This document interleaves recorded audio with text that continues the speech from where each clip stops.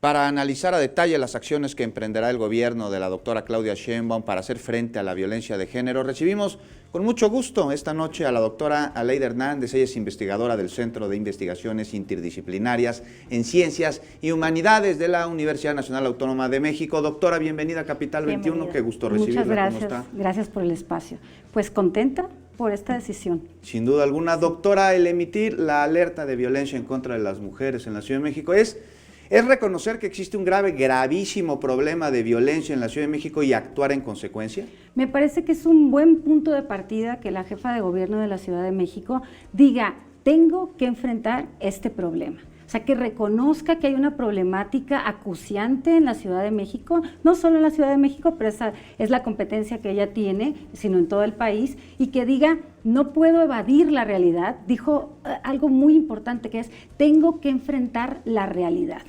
Y eso era algo que le estábamos diciendo las organizaciones sociales, feministas, las madres y familiares de las víctimas, la academia y otras instituciones. Era muy importante que ella como autoridad se parara enfrente como lo hizo y decir, tengo que asumir que hay un grave problema en la Ciudad de México, que es la violencia contra las mujeres. Muchas veces criticamos el que los gobiernos precisamente no reconozcan los problemas tanto de inseguridad, de violencia y en este caso pues los feminicidios que se generan en esta capital. Ya lo está haciendo, lo reconoce el gobierno y como decía doctor, ese es un buen inicio. ¿Cuál será el siguiente paso? Porque viene en todo este comunicado y mensaje que emite la jefa de gobierno, pues las acciones que se habrán de realizar. Es un muy buen inicio reconocerlo, pero ahora hay que trabajar en ello para que pues no se va a hacer en un corto plazo, que es lo que la sociedad espera. Sin embargo, sí tiene que haber resultados ya. Sí, la sociedad tiene, está en una situación de mucho apremio. O sea, las mujeres salimos a la calle con mucha inseguridad, con mucho miedo a que no regresemos o a que le pase algo a alguna familiar, a alguna estudiante, a alguna amiga, etcétera. Aquí, ¿qué es lo que va a tener que hacer el gobierno de la Ciudad de México? Y ser muy serio en qué medidas está estableciendo y cómo cuáles van a ser los criterios de seguimiento de estas medidas que está diciendo que va a implementar.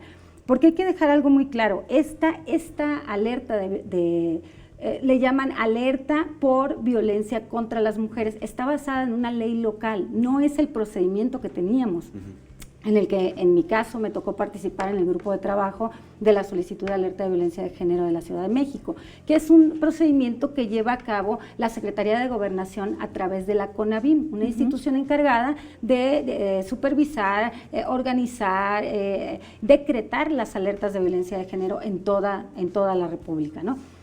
¿Qué pasa allí? Que en este tipo de decreto que emite la jefa de gobierno de la Ciudad de México, ella misma, su gobierno, está diciendo cuáles van a ser las medidas que va a llevar a cabo. En la misma ley también dice que se debe integrar un grupo interdisciplinario y multidisciplinario e interinstitucional, ¿no?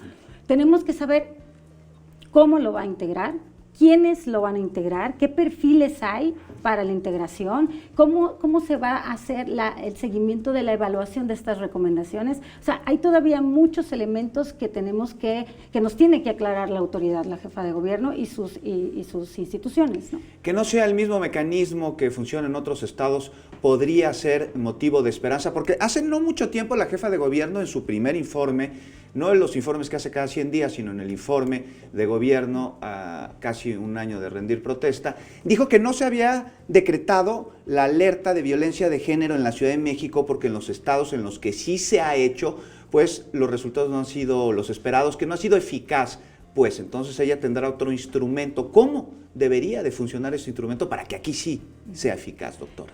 Yo creo que ahora que tú estás mencionando esto de instrumentos, en primer lugar tenemos que ubicar que las autoridades tengan una voluntad política y una sensibilidad ante el tema de violencia contra las mujeres. O sea, voluntad y sensibilidad de la mano. Eso te lleva a que desarrolles y elabores estrategias e instrumentos que la eficacia va a depender de qué tanta voluntad tengan las autoridades de que esto sea serio, de que las recomendaciones, los mecanismos que quieran implementar lleguen a buen término. Las alertas de violencia de género en el país no han sido eficaces no porque esté mal en sí mismo el mecanismo, que ese se puede seguir mejorando, toda ley, todo mecanismo institucional se puede seguir mejorando. Lo que ha faltado es falta de, lo que hemos visto en la palestra pública es que falta comprensión del tema.